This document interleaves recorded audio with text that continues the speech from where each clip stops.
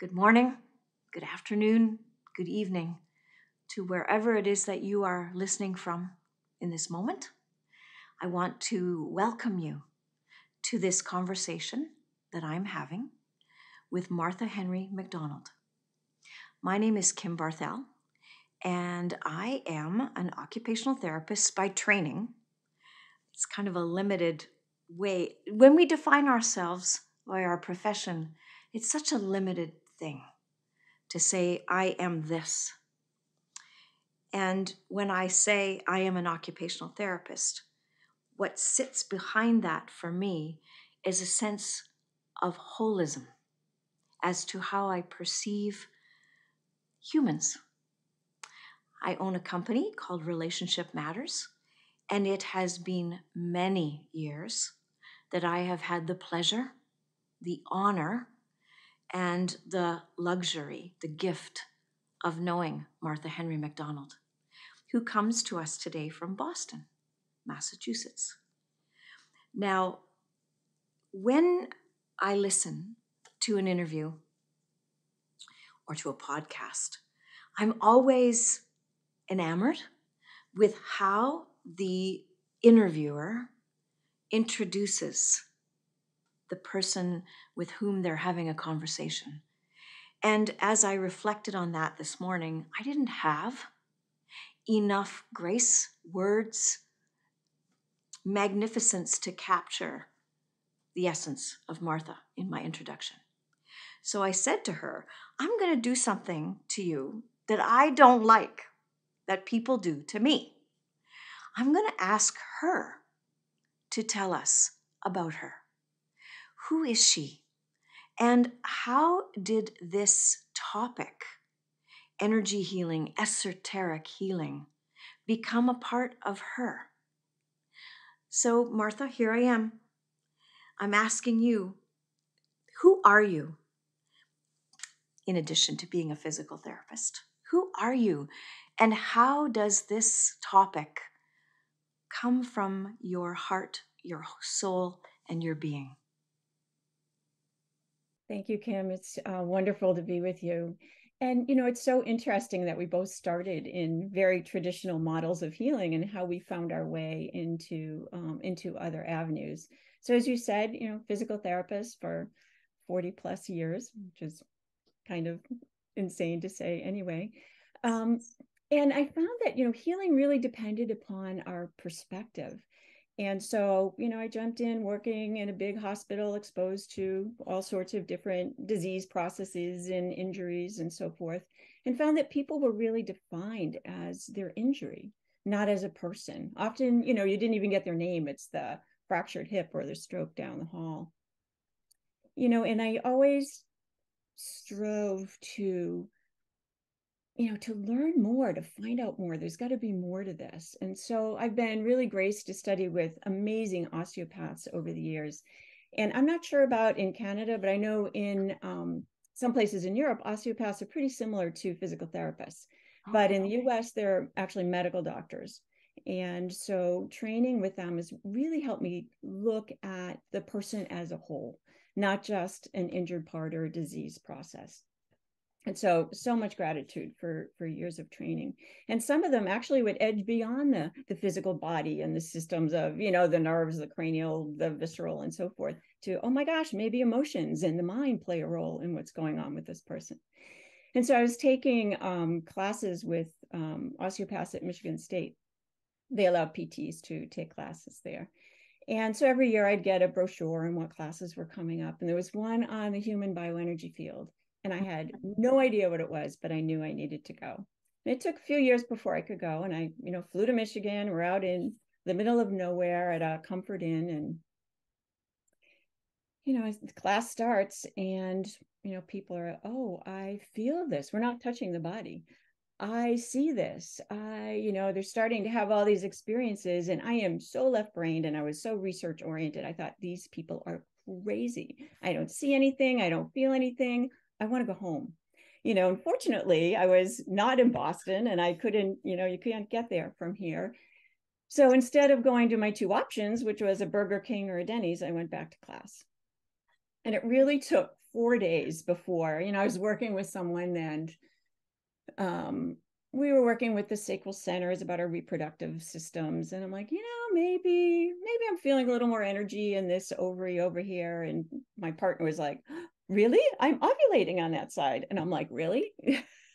Maybe there's something to this. And so when I went home, I just started working. I always have the best patients, and they're so gracious too and open. And so, I'd say, oh, I learned some new stuff. And they're like, oh, good. I was loving you take a class. And I'd actually, lay my notes on their belly and work on them. So I'm not going to touch you. My hands, are going to be off the body. And they're like, that's okay. And much to my surprise, people started changing. It might be physical issues improved, or they found they had more control of their emotions, less reactive, more responsive to what was going on with them. So an improvement in their relationships and an opening to more of the fullness of who they are. And so I'm like, there's something to this. And that was after course 1. So I went and studied for 10 years with an osteopath in Michigan. And it has just been life-changing for me, my family, my patients. I mean, it affects everyone, as we know, as you start to change, it affects everyone around you as well.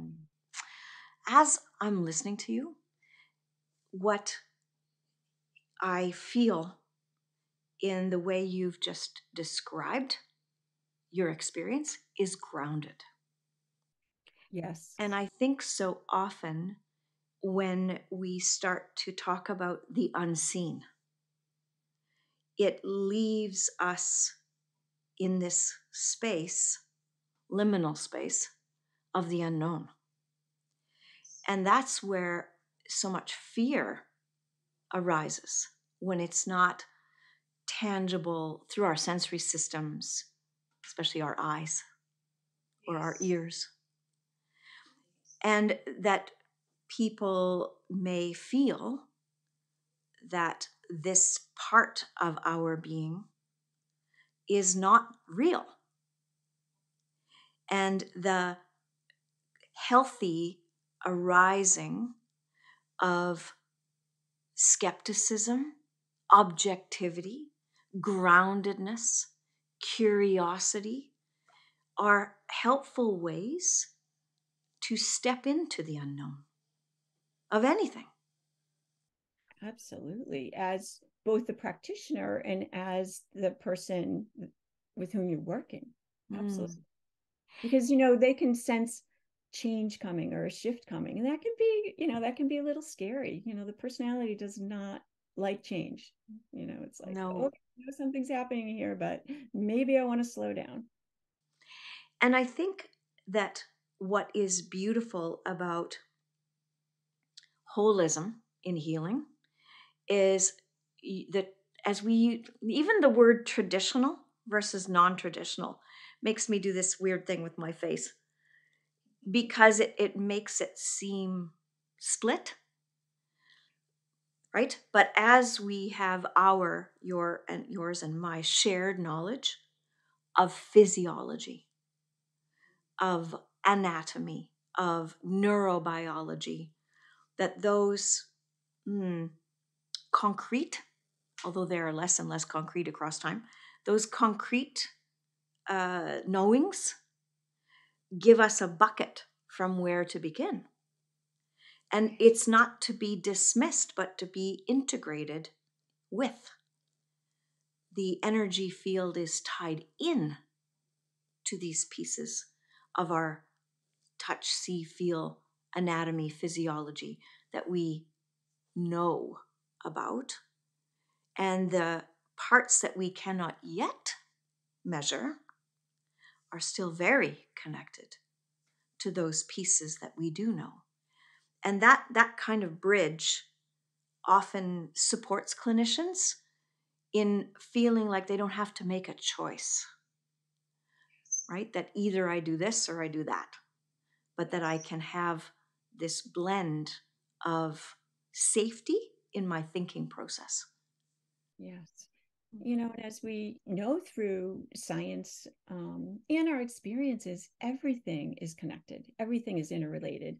All the systems in our bodies, but also our emotional aspect, our mind, and our spiritual aspect, which people, some people are just starting to open to, but it all works together. It's all important, and nothing should be left out.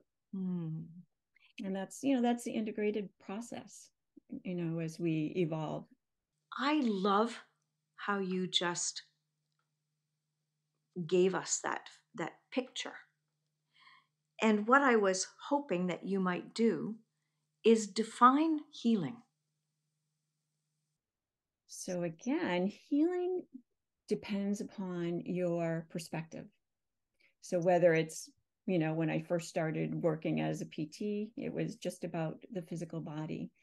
But for me, healing is about coming into our wholeness, the wholeness of every aspect of our beingness. Again, the physical, the emotional, the mental, and the spiritual. And, what's interesting is we are whole. We just don't know it. So it's a revealing of what is. And sometimes it's, aspects of ourselves that are immature or not practiced or have been traumatized. And you work so much with trauma. And those things affect the balance or create distortions within different aspects of ourselves. So healing's about, the revealing of the wholeness of all those aspects and bringing that into the wholeness of who we are, and to get to know the wholeness of who we are. Wow. I don't know that I've quite heard an explanation that perceivable before. Perceivable as an embodied perception, as you described it. And when you talk about this idea of being in alignment with what is, that's my definition of healing, is learning to be in alignment with what is, which is not a hopeless state of acceptance. It is a place of equanimity, being connected to the present of who and what I'm experiencing, which I believe actually creates possibility to both remember and create simultaneously. And that's such not a straight line, is it? Not at all. And when we can, be in that space of presence, which is empty, we're not projecting into the future or worried about the past. When we're in that space, there's the potential, there's the possibility for what's arising in the moment, for what we have a capacity for in terms of healing or wholeness in that particular moment. But we need to be in that space of presence to be able to open to that potential. And sometimes we will feel better, and sometimes we won't. You never know what's going to emerge. Sure. And I think we get attached to this idea of healing as alleviating our urgency in the moment of the suffering. And a lot of times it's an onion layer, isn't it? Absolutely. And, you're revealing what is there. And sometimes that can be hard to look at it or to move through, but it's part of the process. And for some, and for many, it's an uncomfortable thought that, healing can actually be death as well. And that's a whole other topic. But, to be able to, hold that alignment for what is arising for this person, for ourselves in our own evolutionary process. Wow, that was bold, clear, and very helpful. Why the term esoteric in your frame of reference? Sure. Well, it's interesting because the woman who really started this body of work had said, using the word esoteric is going to be a problem. But, it's based on the ageless wisdom and considered esoteric philosophy, esoteric healing. But esoteric means, hidden, meant to be found. And so esoteric healing is about finding the deeper layer or the cause behind the outer expression of disease, discomfort, anxiety, depression, whatever it might be. So what's lying behind the outer expression? Where is that emerging from? And is it emerging from our emotional level, our mental level, from the spiritual level? So we can look at all those different aspects when approaching a process. Wow. Say that definition one more time. Sure, I'll try. So esoteric means hidden but meant to be found. Hidden but meant to be found. So it's looking at the deeper layer or cause behind the outer expression of disease or discomfort or whatever the person is dealing with. One of the interesting experiences that many of my clients have with this thought process of the layers of discovery involved in the manifestation of their symptoms is some spin that in their minds to feeling responsible for the expression of their symptoms. Meaning that this hidden piece, often in my own therapeutic practice, solicits shame in some as a secondary layer, that they are the cause of their disease by not having awareness of these pieces of themselves.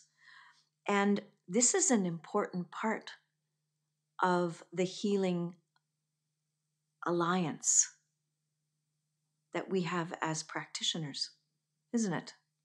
Very much so. And it's challenging because that is supported culturally, in our religions, in our families, that, what did you do to cause this?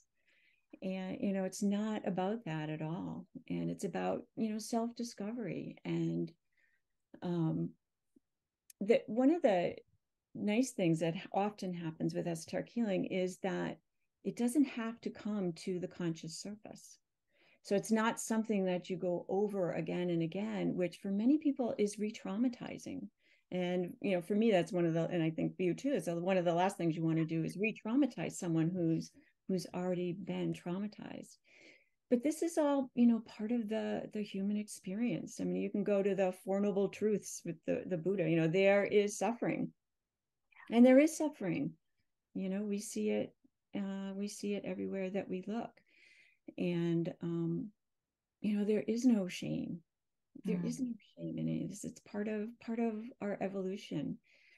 And in my hope too, it's maybe shifting the thought a little bit, is that we can come to see that this evolutionary process does not have to be just dependent on suffering. And I think we've been taught that, we evolve, we grow, we learn through suffering. And absolutely we do if we choose to and make choices around it. But, I think we can evolve through joy and compassion and gratitude and love and being in nature, and to bring that more into the culture, or develop the culture of the heart, so that we have compassion for these parts of ourselves that are arising and what's arising in everyone around us. I think what you speak so eloquently about is relationship. Yes. Relationship is everything, as you know. Relationship matters. Your amazing company and your teachings. It's all about relationship with self and others and family and culture, and and nature and the environment, as you say. Absolutely. So when someone like you comes to a class, because you went from that student in the Michigan context so many years ago to now being the teacher, is it that is necessary and maybe the teacher doesn't describe the word properly, the facilitator, the inviter, the journeyer with, that I know that there's a strong aspect of you that is definitely conscious and connected, that this is not about I know more than. I think you embody that in your being. How is it that people, what is it that you do to create a sense of safety for people in this learning process? Well, the first thing is really honoring everyone for who they are. And I really feel that we are all students and that we're all teachers. Everybody brings their wisdom to the space. But we create a space of presence and alignment. And we do that through meditation, and we do that through experiential activities and feeling, our heart and connecting with group heart and connecting at a higher level as well. So it creates a sacred space. And, Mm. I'd like to say a safe space, but I'm not sure we can actually call something a safe space because we don't know what's safe for someone else.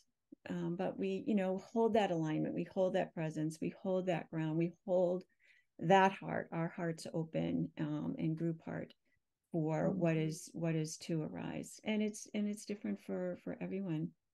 And I it's so love. interesting because as I think back, I don't think that I felt safe, when I took those classes. First of all, I thought everybody was crazy and what am I doing here? And, wanted to run home. So, it's really important to create that container. Mm.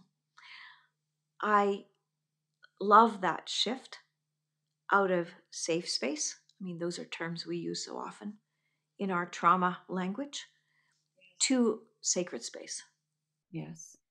And this is a key aspect, I think, to this whole idea of holism, is drawing from something bigger than myself. Yes. Because the idea of, for me, of creating a safe space just makes my shoulders want to come up to my ears. Right? It's a responsibility, whereas a sacred space is held by inviting in something bigger than me. That's right. That's right. And so this aspect, of the spirit is a big piece of the holism that you're speaking about. Yes, it is. And coming to know that aspect of ourself because, so many haven't had that experience or haven't had that and some have, some, have been doing different types of healing work and meditation in their own spiritual journey for a long time. But for many people, it's new. And it's really hard to uh, leave your personality at the door Yeah. and open to the possibility and open to, oh, what else about me? What other aspects want to emerge? And it's so much bigger and beautiful than anything that, we can imagine with our mind. Mm. I think the other thing that I know that you do is blend. You talked about left brain, right brain. And as learners, we need both brains, both sides of our brain. That a grounded curriculum helps people feel more in control and capable of landing in information step by step. And And that's certainly helped me. So the work is very grounded in anatomy and physiology, which I love. And so when you go, oh, okay. And then you learn the energetic anatomy as well. And you can actually feel it. You can feel the organ systems. You can feel, the energy moving through the different aspects. And when you can know it, see it, feel it in your physical, and it's like, oh, I know I have a kidney. I know I have a liver. I know I have a heart. And, learn about this organ and then learn about its connections with the mind and the gut and the whole nervous system. And then bring it into the energetic aspect, which, basically overlies it. And so they can be very grounded in the left brain. And then, bringing in the right brain and different perceptual awarenesses. Mm. Yeah. It's a And training. It was quite a training for me because that was not my experience for many years, and certainly in all my PT training. mm. What is it like to be a recipient? Meaning, uh, and of course, as I ask that question, I'm thinking, what a dopey question coming from you, Kim. But the reason that I'm asking that question is to allow others to know that what happens is a meeting of you where you are at, Yes. right? That a receiver of esoteric healing is not going to be protocol driven. Absolutely not. It's, the treatment, or don't even like to call it a treatment. The session Session. is, you create this field together and you align together. So there's an alignment, and there's always permission on the personality level, and then always permission on the level of the soul or higher self, and asking that the balance or whatever is to happen or emerge is according to the will and purpose of that person's soul or higher self. It's never invasive, and it's never bringing your will into the session. That to me is invasive. It is, what is this person's system looking for support with? How can I support their system, their evolution, their coming into more of their wholeness, which already is, and holding that space throughout the session. And it's interesting because they can be done in person, and it's hands off. Or with COVID, even our teaching is distant now, but so you can work from a distance. Sure. And fortunately, the science is backing that more as we understand more about the quantum field, where there is no time or space. And many people can, oh, I could feel that you were working on my, blah blah blah. So it's very affirming and confirming. And Mm, it's, again, gentle, and it's following what their system is asking for. It's mm. not about using my will. I remember teaching a class years ago, and it was a level 1, and there was this young guy, and he's like, well, I'm going to do what I want because they're here for healing. I'm like, no, no, no, no. It's according to the will of their soul. You have to get your will out of it. I don't know what is in the plan for another person. That's frankly not my business. Mm. I am there to hold that space and hold the potential and possibility for what is to arise for them, and then follow what their system is leading me to. I think, if I may be so bold, I feel like, as uh, also a person who has training in energy healing, that we do filter it through our own system, so that, again, I love the word holding space. Of course, that's a very big part of my alignment with this process as well. But I know that, as a craniosacral practitioner, myofascial release practitioner, energy field practitioner, intuitive, that we are filtering. And please give me new language if you can catch something that could help. But the information is interpreted through my system.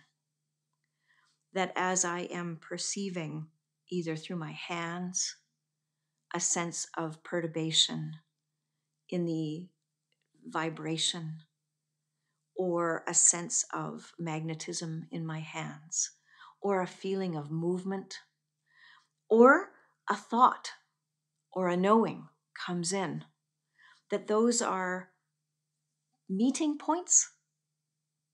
That's the best way I've been able to describe it, of my field with your field, where that I can experience you through me in some way. Well, I think our fields, when you're with someone, we're always broadcasting, right? We're Mhm. broadcasting our thoughts, our emotions, and we pick up on that. So we have that merging of the fields as well. And of course, through our hands, but I think through our whole system. But we really train with the esoteric healing in meditation as well, and working with what's called the ajna center here, the third eye deeper in the head. And so we're holding with these three areas and our whole system. And in that area, in the physical brain, it is called the cave in the head energetically. And this is where we have impression from the soul, from there and from the heart. So we receive so much information and guidance from that aspect, because the mind can really get in the way, and the emotions can really get in the way, because I see you're hurting and I really want you to feel better. So there's my personality and my will. And it's like such a training to get that out of there. Or with left brain training, and oh, I know what the inside of the kidney looks like and it should be doing yeah, so to have that understanding, but then hold that openness for what's coming through, and to receive, it's developing other aspects of our senses that are there, Mm. but we're not familiar with. I love how you described that just now.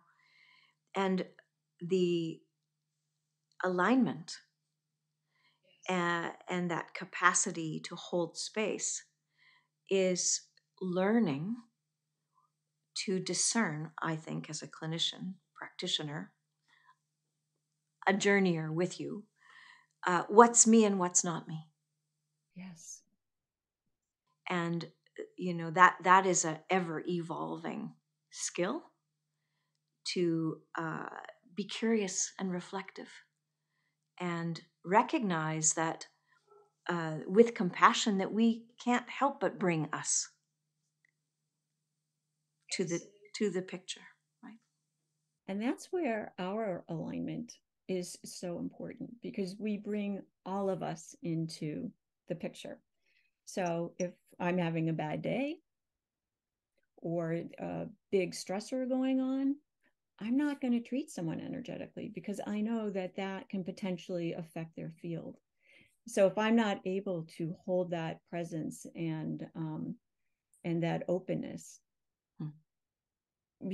for me, that's okay. That's going to be a no go today. I'm not gonna do that. But with training, that becomes easier, right? As you know, and learn how to uh, put that personality aspect aside and just come into that aligned space and presence, into that sacred space, with that person. And I don't know if you feel this way yourself, but for me, the more that I connect to, I call it something bigger than myself. Yes. The more that I am truly um, not alleviated of the responsibility, but supported, held, and contained. And it's a sense of almost being a conduit as opposed to having the responsible space that I am the one that has to have it all together before I step in this room, which might stop me from ever stepping into this room. Because who is the healer after all? Yeah, We're not the healer, the practitioner, the facilitator. It's that person. Everything is self-healing, right? yeah. And so holding the space for their higher self and their system to come into more balance. Yeah, and that's super important, that we facilitate and hold the space for the process, but we are not healers. So that in itself is yeah, can throw people off a bit, for sure. And I think that that's that shift in mindset, isn't it? Yes. From our traditional Yeah. role. to a holism perspective. Yes. So, as a person who invites individuals to want to know more, how can people find you? Tell us a little bit about the training process. Sure. So you can find us through integrated-consciousness.com. It's a school that my partner Steve Kramer and I have begun. And and that has descriptions about the classes, who they're appropriate for, and actually anyone who's a human being is very appropriate for for the classes, and someone who's interested in self-exploration. A lot of people will take the classes for their own evolution, their own development, and some people will actually use it in their practice. So, many different reasons for taking the classes.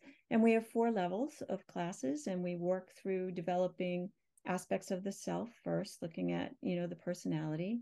Then we move into heart and heart mind, and move into head centers and the nervous system. So it's really about learning about all these aspects of yourself experientially, and with, a solid knowledge base, and working with yourself and working with a partner to experience, and to, what does it feel like when I'm in balance? What does it feel like when I'm not in balance? And how can I learn to bring that about within myself, or help hold the space for someone else to come into that as well?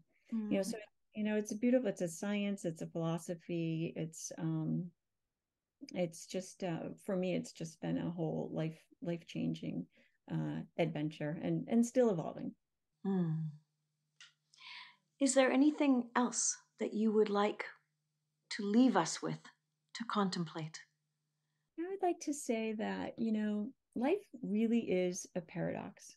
Mm. We're whole, and we're evolving, and I think, that will continue. I'm not sure it's ever finished. And every day I feel like it's a new beginning. It's very exciting.